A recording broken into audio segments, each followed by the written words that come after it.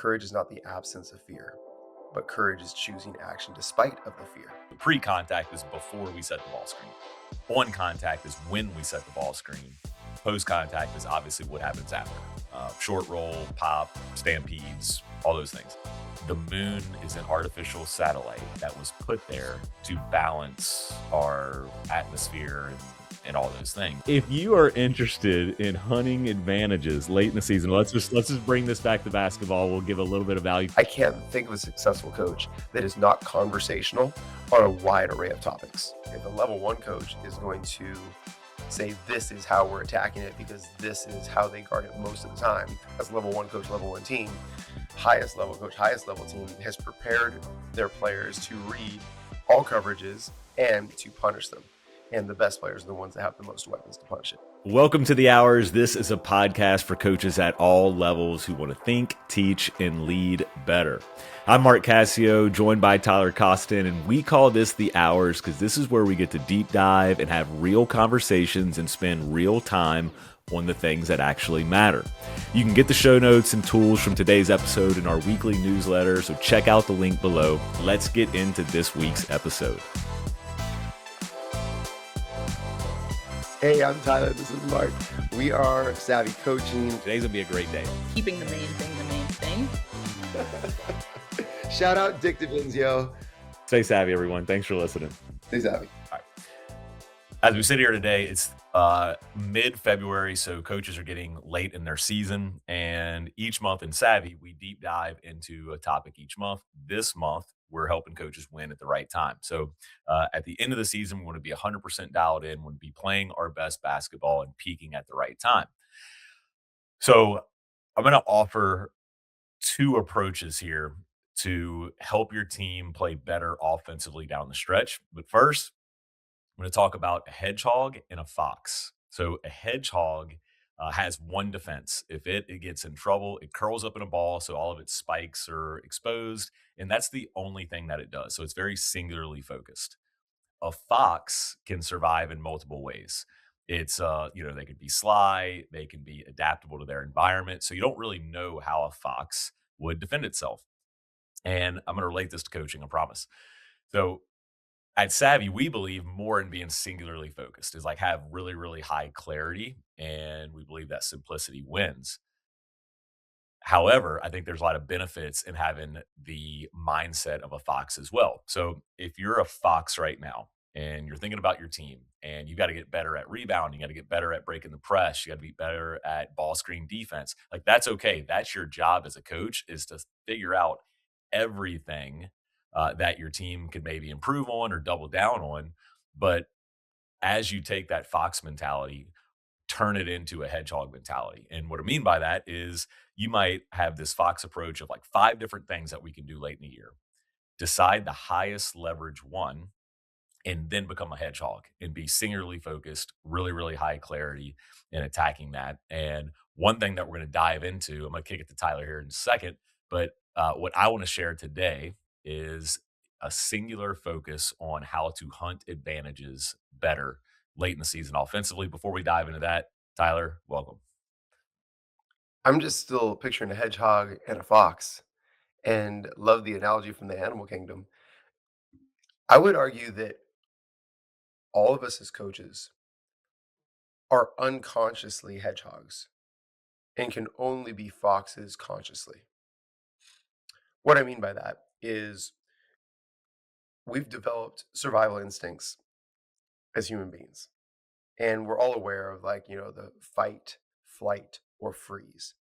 When we're threatened, when our backs are up against the wall, when things aren't working, when we're feeling pressure as a coach, when we have to win a game, we all have, and I've used this analogy before, the tools that we're most comfortable with.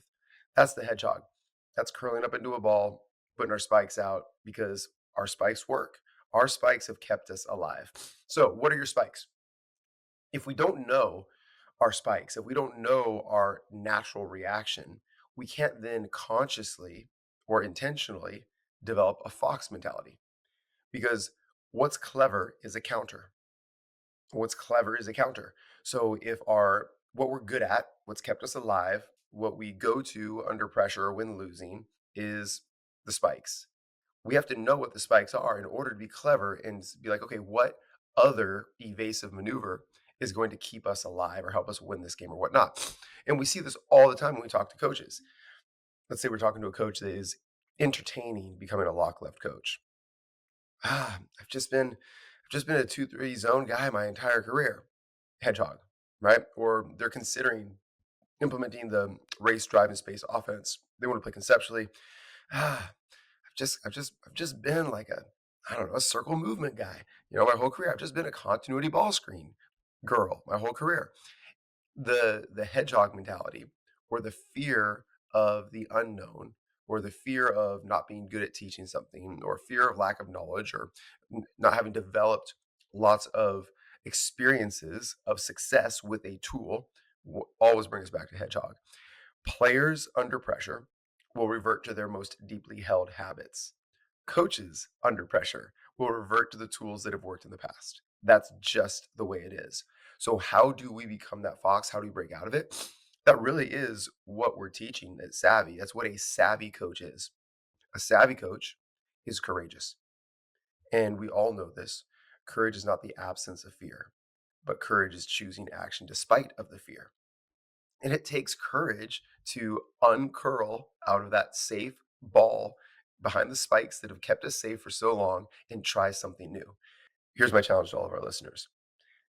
If you're willing to try new things, if you relentlessly adapt, if you continuously enhance what you're doing, you're a savvy coach. If the fear keeps you from being that type of curious learner, adaptive competitor, you are not yet a savvy coach. And that shift is why we're doing this podcast every week. We believe it's good for you.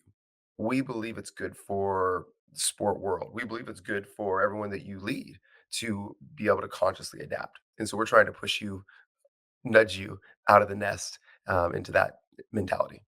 Yeah, that's really good. I'm going to use a quick story on a coach that we consult with. Reached out to me and he had a Fox approach. Like he was looking at like 5 different areas he wanted to get better at. We then transformed to a hedgehog approach. And hey, look, instead of trying to get better at rebounding, press, all these things, let's just get better at hunting advantages. And this is what I would implore coaches to, like you said, like be courageous, like look for ways to enhance or to try new things. And there's going to be 3 steps to doing this. Is one, identify your best action. Which ones like deeply held habits, right? That's what they're going to revert to under pressure. Which action are your players most comfortable running? That's step one. Step two, identify the coverage that you're fearing. I think a lot of coaches will operate from a place of fear. It's like, oh, well, we can't set a ball screen because they're just going to switch it. Okay, well, like switching isn't the end all be all. Like there's a way to punish switching, which we'll get to. So number one, ID that your highest leverage action. Number two, what is the coverage that's giving you the most trouble? And then number three is how are you going to score against it? How are you going to hunt an advantage? And there's 2 ways to do that. We can completely prevent the coverage, which means we don't even allow defense to get into the coverage. And then the second approach would be let's punish the coverages. Let's get them into the coverage, and then we're going to make them pay for coverage. And I wish coaches had more of that mentality of like, hey, oh, you're going to switch? Good. Like we're going to screen below, stay below. We are going to hot stove screen. We are going to do whatever. We're going to, get in the split action and slip it, whatever it is. Like there is a way to hunt that advantage. I would argue you've probably practiced more against just traditional defense than you have switching, although switching is now becoming more traditional. You could argue is like everybody really switches things. So, all right. So here's the idea behind prevent and punish.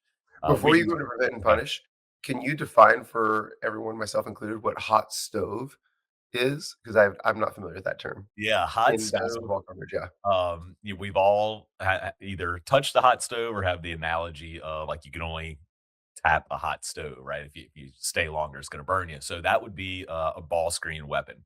And so I have broke down ball screen weapons in the pre-contact, on contact, and post-contact. So pre-contact is before we set the ball screen. On contact is when we set the ball screen. Post contact is obviously what happens after. short roll, pop, stampedes, all those things. So a hot stove would be on contact, meaning if Tyler is guarding the ball and I'm the ball screener coming to get him, then it's the second Tyler touches me, I'm out. I'm either popping or rolling. So it's like right in between a traditional ball screen and a slip or a ghost. So hot stove, the second the defense touches me, I'm out. And that would be a way to maybe prevent the switch, is like we're going to get out before they can even switch. Same thing with a ghost. Like you're really preventing the switch because that would be like a pre-contact weapon. It's SAVI. The S in SAVI stands for simplicity. We believe that simplicity wins. Simplicity does not mean stupid. Simplicity does not mean a lack of sophistication. Simplicity is highly sophisticated.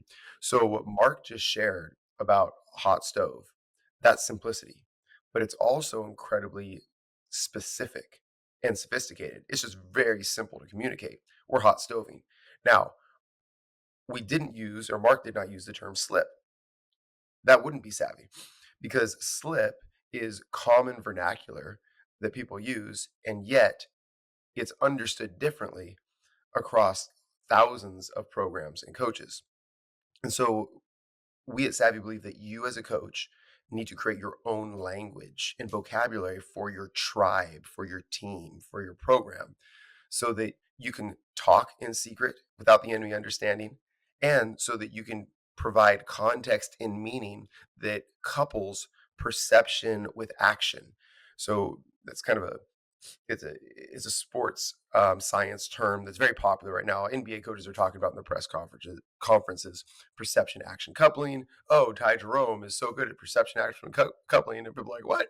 Okay, it's just basketball IQ, but another word for it. But it's like being able to recognize, perceive a thing, and then do an action. You want your language to be active. Hot stove is active language. When we perceive this sort of defense, we act hot stove, touch and go.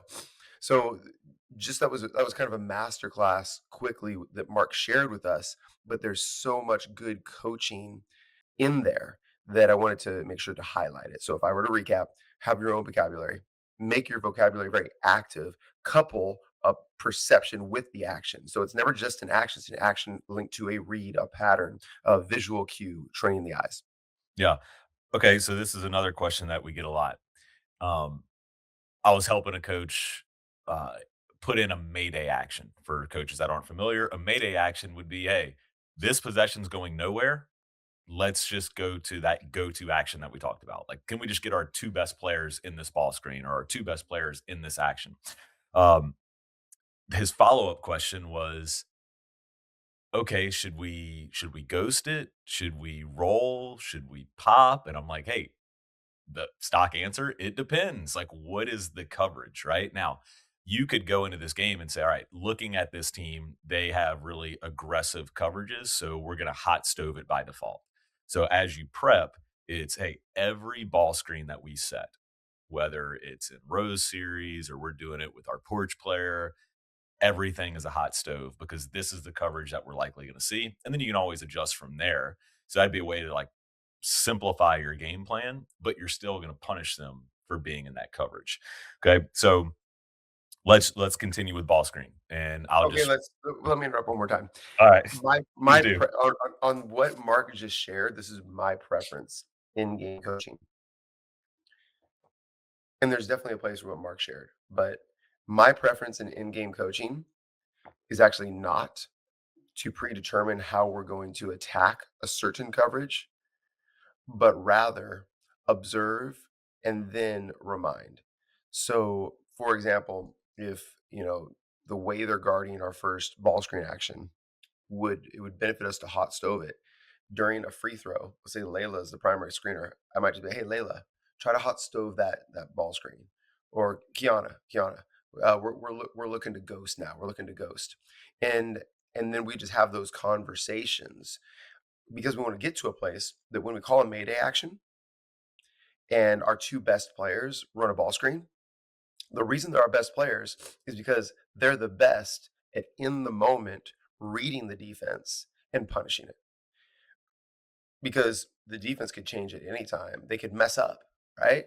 And, if a level one coach is going to say, this is how we're attacking it because this is how they guard it most of the time, as a level one coach, level one team, highest level coach, highest level team has prepared their players to read all coverages and to punish them.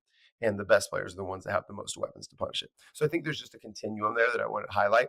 But then let's say that you have a ATO at the end of the game and you have to score. You have two options. All right, there's a question for you, Mark. In the game, down one, got to score. You choose to run a ball screen with your two best players.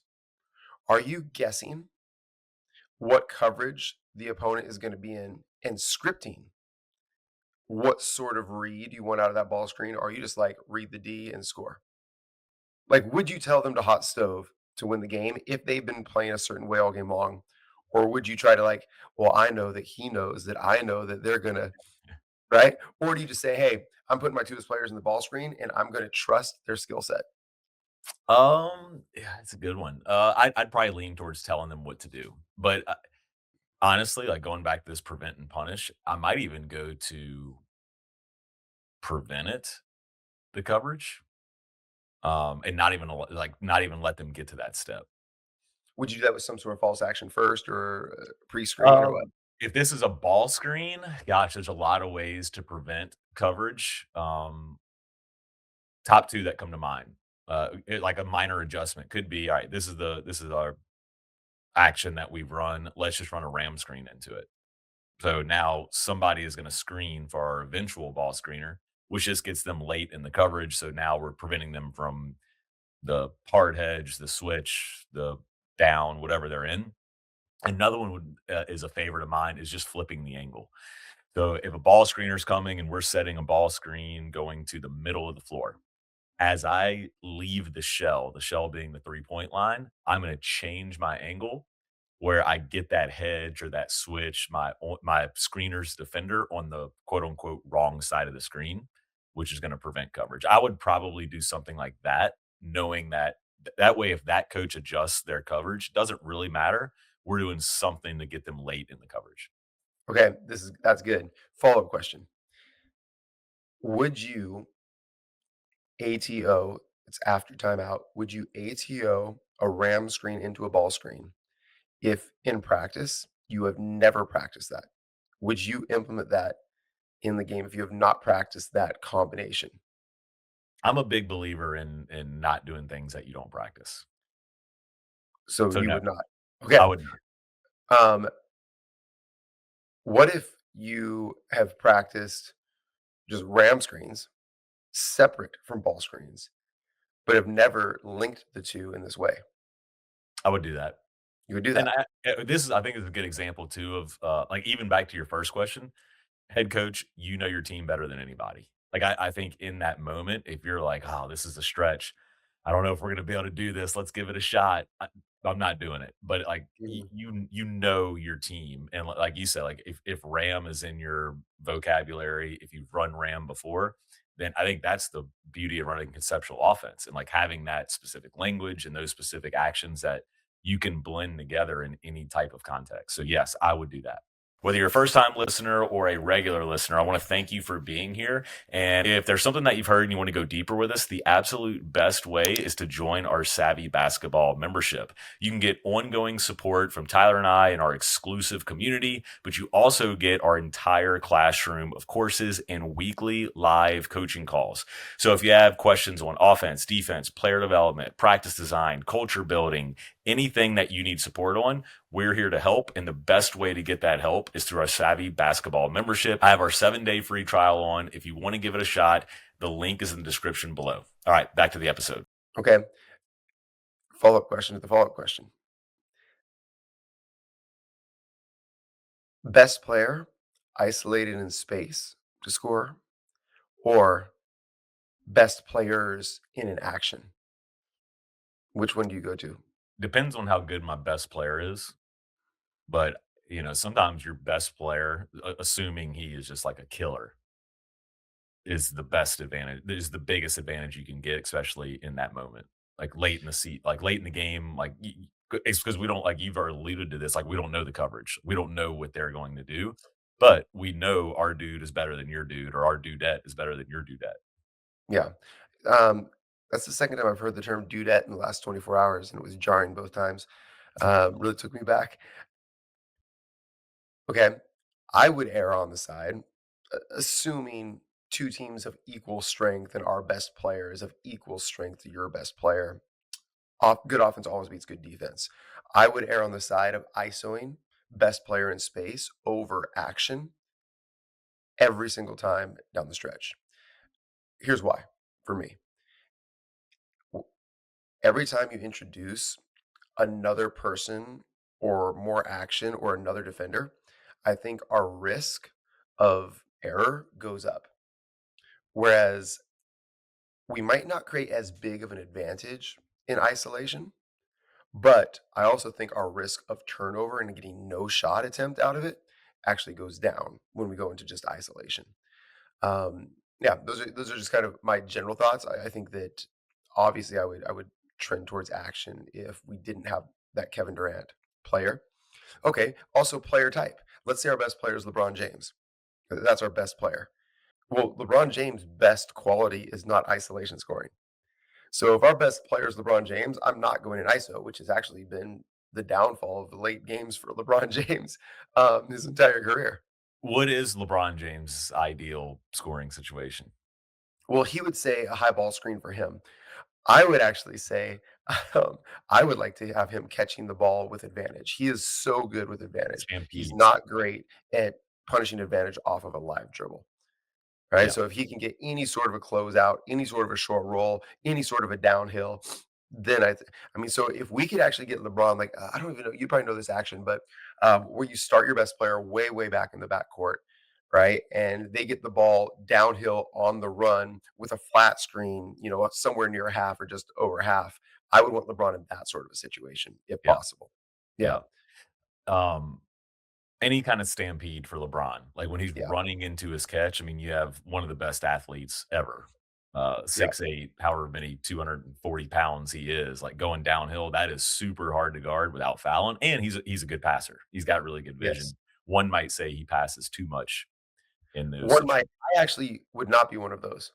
Yeah, well, when I think of late game LeBron, I think of like step back three, which is like, dude, that's so not your game. Like, Yeah, get but there's been downhill. many times, especially in the Cleveland years, where he got a lot of heat for passing up a shot he could have taken to a wide open three-point shooter that missed. I just am of the belief that that is a better shot. Jordan to Kerr is a better shot than something contested off balance, like stand still wide open three by a good shooter. I will take that shot above Yeah. anything contested off the dribble. Quick sidebar here. I told you this the other day in one of our meetings that like at night I'm just going on YouTube and just watching random stuff. And I came across Jordan highlights, and man, it was so much fun to watch his highlights. I just haven't seen Jordan play in obviously years and years and years, but just incredible how explosive he was. And yeah, just it'd be interesting to see him in today's game because he wasn't a great 3-point shooter. Neither is LeBron.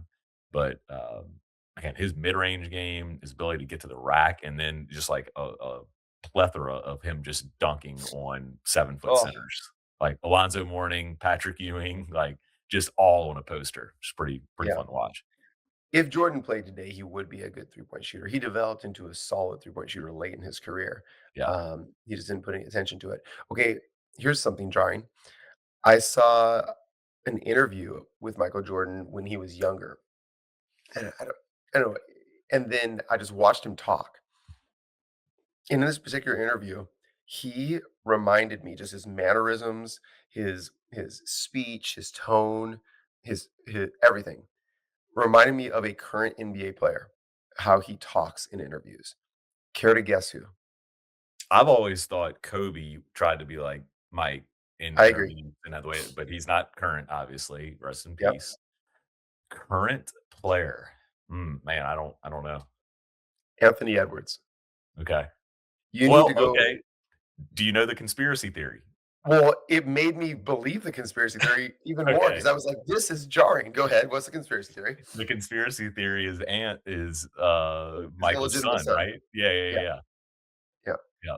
S Yeah, so there we won't go into the details, but apparently conspiracy theory is like there's this place called Grand Cypress where Jordan would go and play golf and hang out, and it was notorious for parties. It wasn't Epstein Island or anything, but it was definitely party central, and then that is the area where Anthony Edwards grew up.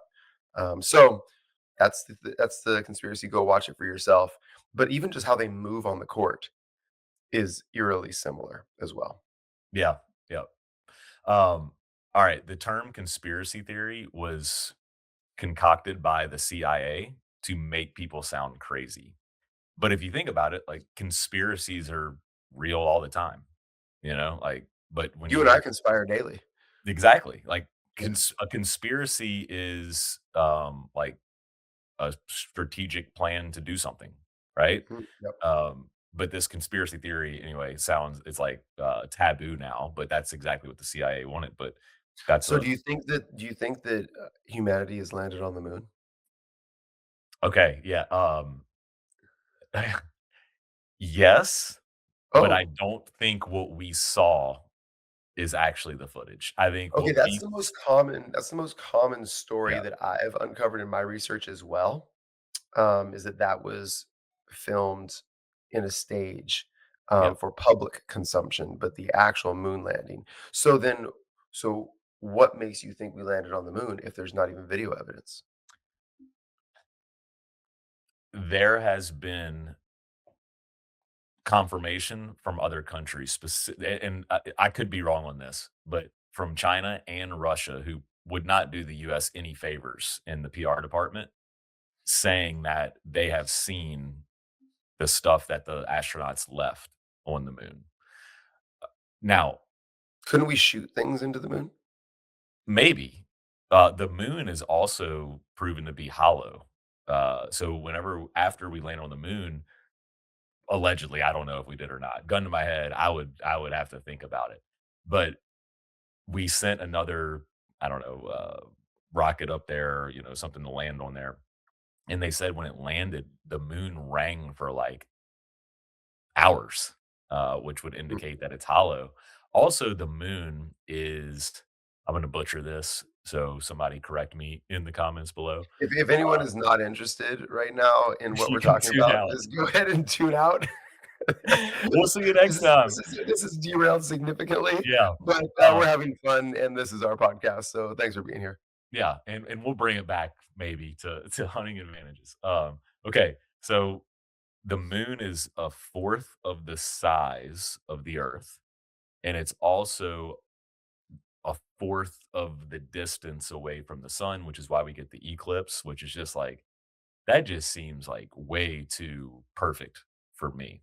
Well, So I the mean, conspiracy hashtag God, but go ahead.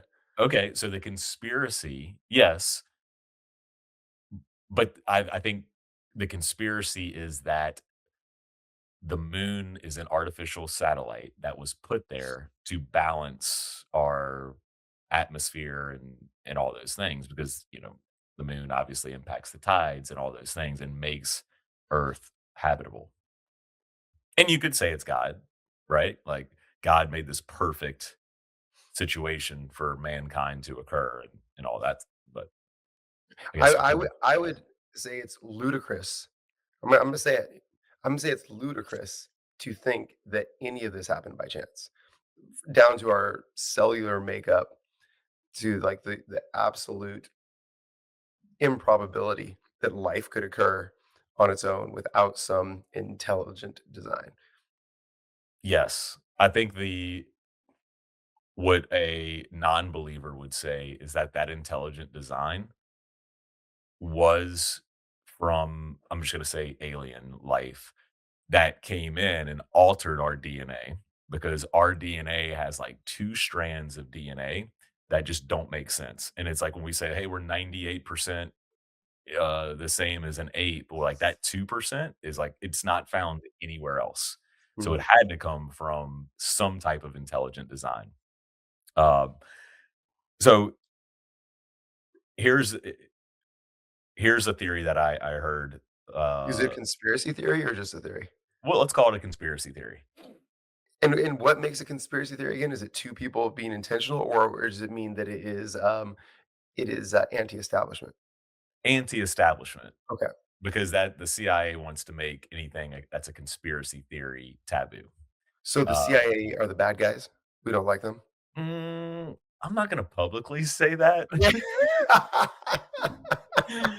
Uh, I actually this is, yeah, we're going way down. This is fun, though. This might be a special episode. Yeah. This might have to be a two-parter, and this is just like a weird one-off This one gets episode put here. on Mark's personal private Hey, YouTube. if you are still listening, you are one of You're us. Why if are you're you still not a SAVI listening member? if you're still listening, you're invited to the, poker home game that Yeah, Mark and I yeah, are doing. you need to be at our in-person coaching clinic. Yes. Yeah, okay. I'll make this one quick. The conspiracy theory is that these aliens or whatever non-human intelligence are really us from the future, and they are having trouble procreating, so they come down and manipulate our DNA, to help them in the future or something like that. That's kind of I the think I've seen that movie. well, I don't even know if it's a movie. I get No, mine there is from a movie there is a mo there it's actually a series. Is it called Continuum? I don't know, I watched a couple episodes. It wasn't very well done, but the idea is similar to that, and, yeah, it's good. okay. If you're into we'll close the loop on, okay, wait, hold on. Did we land on the moon? You haven't answered that. If I don't know either. I think there's reasonable doubt. Yeah. I have reasonable doubt that we've never actually cracked the firmament, exited the firmament. Um, Look that up if you want. So I have reasonable doubt there. There's a radiation belt that goes around the Earth that, like, Separates us from the space, essentially, yes, from the the emptiness of the space. Van Ryan belt. It's probably wrong again in the comments, correct me, please. But This might be the most commented episode we've ever had. yeah, Just correcting our understanding of science. that's right. But anyway, it's just like a ton of radiation. There is no evidence, or there's no, yeah, I guess evidence, or it has not been proven that a human could make it through that belt Yes. alive. Um, the argument is like they were going so fast through that belt that they were only exposed to radiation for a little amount of time. But like this belt is like, I don't know, like 80,000 miles or something long. I don't know. Um, Also, the moon is just a it's really far away for a It's human. really far away. Yeah. So, okay, so if I had a gun to my head right now and I had to bet, I'm still betting we did land on the moon. I'm still betting that, but it's like doubling down on 10 versus, an 8 right 9. now. Yeah, 8 yeah. or 9, yeah, somewhere in there. Yeah, or double, like, 11 against the face. It's like you have to do it, but you're like, you know? I actually prefer 11 on a face versus 10 over a 9. Yeah, I would too because you have 11. You have Yes. 11. There's a chance you have Um, an unbeatable hand, whereas, right. like, there's yeah. Yeah, or like, yeah, okay. You only have to get an ace to get an unbeatable hand on a 10. Mhm, mhm, mhm. What's a Uh, better double? What double do you like more? No math. What double do you like more? Okay? just that's more fun to play. Yeah. Okay. Or which one are you more excited to double on? Okay? Soft 18 versus a 5, soft 18 versus a 5, or 9 versus 7. Soft 18. I I have more fun with the 9 versus the 7 because no one ever sees that one. Yeah. And everyone at the table is like, "What are you doing?" But actually, mathematically, you should double 9 on a 7, everyone. Okay. And the same with the soft 18, which I don't think a lot of people Which would is do. actually it's a stronger bet. The soft 18s is Yeah, stronger just because of the bus card. because it's soft, Uh, yeah. yeah. But also I think a lot of people would, the common folk would stay on that and not Do double a soft 18. do you hit 12 on a 2? Yes, once and only once. Do you hit 13 on a 2? Once and only once. Do you hit 13 on a 2 if the true count is 4 or above? No. Correct. All right, and that concludes portion of blackjack So, country. if you are interested in hunting advantages late in the season, let's just bring this back to basketball. We'll give a little bit of value No, because if I've you're got I've got a connection. I've got a okay, connection. go ahead. Hedgehogs, foxes. The exploration and conversation Mark and I just had is maybe an extreme example of a fox mentality, like curious exploration of many ideas that we may not be confident in or familiar with, but always looking for any unidentified opportunities, advantages, understanding. And again, I think that's just, I would argue that that is a mindset of a really good coach, of a clever coach. W- For example, Mike Neighbors, who has been on the pod, he's now with the LA Sparks. He was head coach at University of Washington, Arkansas. Incredibly intelligent and eclectic individual. He's posting on Twitter right now. I don't know if you've seen Mark, but a basketball thing. I'm not sure if it's like a song, a TV show, or a movie, right? That one should listen to. Maybe I'm missing the categories. Is that right? Yeah, well, he's notorious for list, and Yeah. what I'm seeing on his Twitter feed lately is like this his handwritten notes on grid Yes. paper. Yeah. Yeah, yeah, yeah. So I haven't dug deep into those, but yeah, he's Yeah. posting some pretty cool stuff. Yeah. But I mean, the man is in. He's a musician. He plays in a band. He has massive knowledge of pop culture, TV shows, movies. He has a list of the best movies of all time. All that to say is the most clever fox-like coaches do have like inquisitive minds that are applied across all genres. And I would encourage you as a coach to just become more curious, inquisitive, and question the status quo. That's the that's the personality and mindset of nearly every successful coach that I've encountered. I can't think of a successful coach that is not conversational on a wide array of topics. Yeah. But and here's why, because they relate everything back to coaching. Yeah. Like, you watch a TV show and it's like, "Oh, that's really good." Okay, so I'm gonna say 2 things to wrap here. Um, our team meetings used to be so fun because Mm, I would bring in pop culture things and relate it to the theme of the week, to our vision mhm. for the year, to our game plan, whatever it is. One of my favorites is there was just like I guess it was a reality like dance competition. Think like American Idol, but for dance. It was called like It's called Dancing with the Stars, Mark. uh mm, mm, mm, Okay. World of Dance or something. And they had Okay. this group that was like so like technical in sync, where it was like 3 or 4 or 5 people dancing, and they were just like it looked like it was like copy pasted of the same person. So my thing was like, hey, like some our vision was around like teamwork or something. So it was like these people have to be like so locked in on doing their job, but for the group, right? For the betterment of the group. So like we would watch this group to start every one of our team meetings. We'd watch one of their dances on the thing. It was just like a good way to engage the team and have fun. But I think that's what you were like when what you were saying is like coaches are well rounded, well versed in a lot of different things. It's because their lens is like we're always on, but I can take a TV show, I can take a book, I can take an interaction with somebody, and my mind is always going like, oh, how do I relate this to my team? Or now our team are our 600 savvy members that we serve every day. So like everything that we do is like, oh, how do we go bring this and serve our members? Okay, so that's first thing. Second thing, I'm gonna go hedgehog fox here. If you're hunting advantages late in the season, if you're preparing for teams or games late in the season, you might have 5 ideas.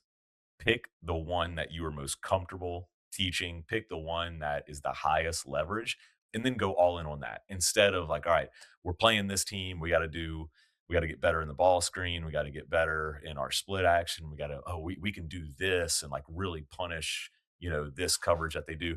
Just pick one and execute that thing really really well. So then you go from a fox of like all these ideas, like yes, we have all these opportunities, but what is the one that's going to show up the most in the game and that's going to be the highest leverage for us? Then you go hedgehog mode and you have that one way to attack whatever they're doing, or one way to defend whatever they're doing to create advantages. Great tie back to the beginning of Hedgehog and Fox. If you are still with us, Thank you. Yeah. I appreciate you. Average watch time of these episodes is about 8 minutes is the average watch time. So that means that if you watched all the way to the end, you are special. And I'll end with 2 things. One, exciting announcement. We have a SAVI player training community for basketball players that's going to be launching in the coming months. We won't reveal the partner yet, but we have a great partner who's a world renowned basketball trainer that's going to be providing leadership to this. So keep that in mind for your players this off season. It'll be the place for them to train virtually and online. Um, that's going to be in line with how a savvy coach coaches. Two, one book. Mark talked about World of Dance for his team. One book that if I was to read a book or what with my team would be Ender's Game. I would want all of my players to adopt Ender Wiggins' mindset to space warfare in their basketball play. So take that with you. I read it with my daughters. That was the last book that we all read together, and as we're trying to develop mindsets, not knowledge base. We want to develop lenses to see the world, not remember information. So take that and do with it as you will. Mark, this was fun. I enjoyed the conspiracy half even more Me, than the coaching half. me too. In the comments, type your maybe your highest leverage action, or if we landed on the moon or not. That would be more I interesting want in the that one. I want comments. that one. Yes, yeah. Did we land on the moon or not? Let's do Okay. that, and Yeah. then mental note for your dudes or Dudettes. dudettes player community coming. All right. Yes. Wait, no, don't go yet. Mark, what percent of all listeners do you think we landed on the moon? What percent think yes? 60. Okay, I was gonna go 80. I Let's think see. if you rewind 10 years, 20 years, it'd be like 80, 90. I think we're starting to sway in the other direction now. Yeah, but the people that comment are definitely the people that think no. Absolutely. The Yeah, the people that comments will be like, the yesers don't comment. The yesers are hedgehogged and they don't interact. They just yeah. the yesers are not listening right now. We lost them a long time ago. The yesers are never listening again. We just lost half our subscribers. Uh, but no problem. We vetted the audience. Can't wait to see the analytics on this one. Just like It's the gonna cliff be drop off. or it's gonna be way up there and we just do a completely different podcast going forward. Oh Uh, man, this is fun. all right, this is fun, y'all. Stay savvy. Stay savvy. Thanks for making it to the end of the hours. And before I let you go, I want to make sure you can continue to learn with us in between episodes by joining our newsletter. You'll get weekly coaching insights to your inbox, which includes coaching notes from every episode. No spam, just clear, practical tools that'll make you a better coach. You can sign up at savvycoach.com. Stay savvy.